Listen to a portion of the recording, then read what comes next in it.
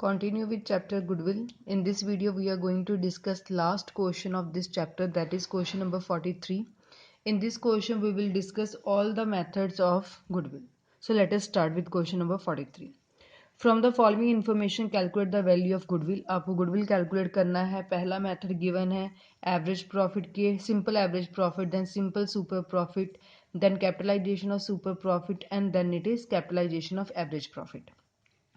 फिर आपको average capital employed given है 6 lakh, net profit loss given है कुछ सालों के, आपको normal rate of return given है 10%, remuneration of ₹1 lakh to partner is to be taken as charge against profit, एक खर्चा आपको गिवन है। देन आपको एसेट्स और लाइबिलिटीज़ के बारे में कहा गया है। क्लियर। अगर जब भी हमें क्वेश्चंस में एडजस्टमेंट आए तो उसको पहले हमें एडजस्ट करना पड़ता है। सो हम सबसे पहले एवरेज प्रॉफिट मेथड कैलकुलेट करते हैं। उसके लिए एडजस्टमेंट टेबल बनाएंगे। पहले आपको ईयर गिवन है, देन आपको प्रॉफिट्स गिवन है, देन एडजस्टमेंट्स होंगी और फिर हमारे पास आएगा नॉर्मल प्रॉफिट, जो सबसे पहला मेथड हमने डिस्कस किया था। It is 2020, 2019, 2018, 2 lakh, 1,80,000, 1,60,000। और रेमुनरेशन का खर्चा है हर साल का है, तो खर्चे को हम क्या करते हैं माइनस। सो हर साल हम क्या करेंगे 1 लाख को कर देंगे माइनस, और कोई एडजस्टमेंट नहीं है, एक ही है वो हमने कर ली। तो यहाँ हमारे पास आ गया 1 लाख, यहाँ हमारे पास आ गया 80,000, इट इज 60,000, टोटल किया ये आ गया 2,40,000। अब हमने एवरेज प्रॉफिट कैलकुलेट करना है। सो एवरेज प्रॉफिट के लिए हम क्या करते हैं, total divided by number of years. So total is 2,40,000 divided by 3, ये आ जाएगा हमारे पास 80,000। ठीक है। अब हमें गुडविल कैलकुलेट करना है। सो गुडविल जो है उसका फॉर्मूला होता है average profit multiply number of year purchased. Average profit अभी कैलकुलेट किया 80,000, number of year purchase question में आपको गिवन है, that is at 3 years purchase. So 3 से मल्टीप्लाई कर देंगे तो गुडविल हमारे पास आ गई 2,40,000 रुपीज़। ये फर्स्ट मेथड। क्लियर है, बहुत इजी है। एडजस्टमेंट टेबल बनाया, एवरेज प्रॉफिट जो टोटल है उसको 3 से डिवाइड किया, 80,000 आ गया, गुडविल का फॉर्मूला लगा लिया। सेकंड, सुपर प्रॉफिट के साथ कैलकुलेट करना। ठीक है।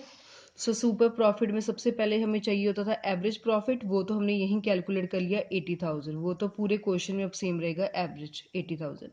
देन हमें चाहिए होता था नॉर्मल प्रॉफिट। नॉर्मल प्रॉफिट का फॉर्मूला होता था capital employed multiply NRR over 100।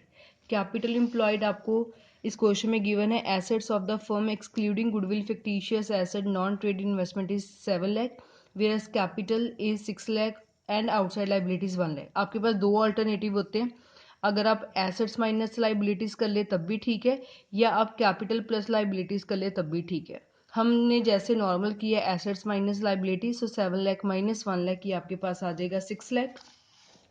सो 6 लाख मल्टीप्लाई 10 ओवर 100, ये आ गया हमारे पास 60,000।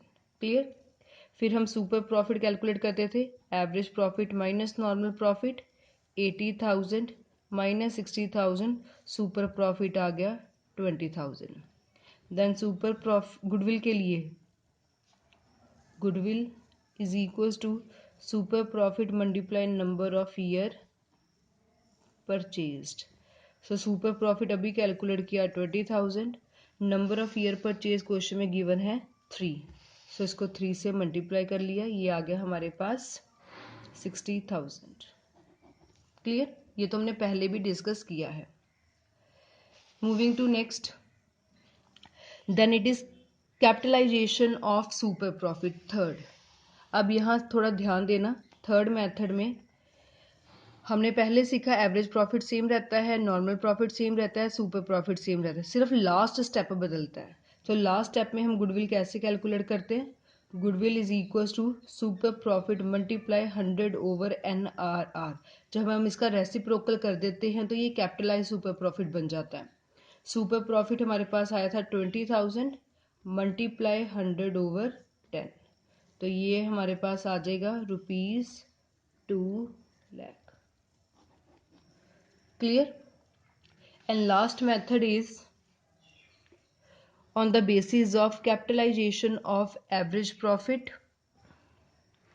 सो लास्ट वाले में सबसे पहले नॉर्मल एवरेज प्रॉफिट चाहिए, वो हमने अभी कैलकुलेट किया था 80,000। सेकेंड स्टेप होता है कैपिटलाइजेशन ऑफ एवरेज प्रॉफिट, वो हम करते हैं एवरेज प्रॉफिट मल्टीप्लाई 100/NRR। जब भी हम इस रेट को रिवर्स करते हैं वो कैपिटलाइज बन जाता है। 80,000 मल्टीप्लाई 100/10, तो ये हमारे पास आ गया 8,00,000 रुपीज़। क्लियर?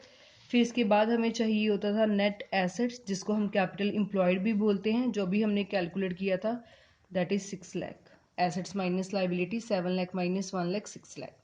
अब लास्ट में हमने गुडविल कैलकुलेट करनी है।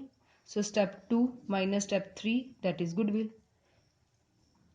Capitalisation of average profit minus net assets, ये हमने किया था 8,00,000 माइनस 6,00,000, तो ये आपके पास आ गया 2,00,000। Clear? So this was about question number 43, in which we discussed simple average profit, super profit, capitalization of super profit and capitalization of average profit of chapter Goodwill.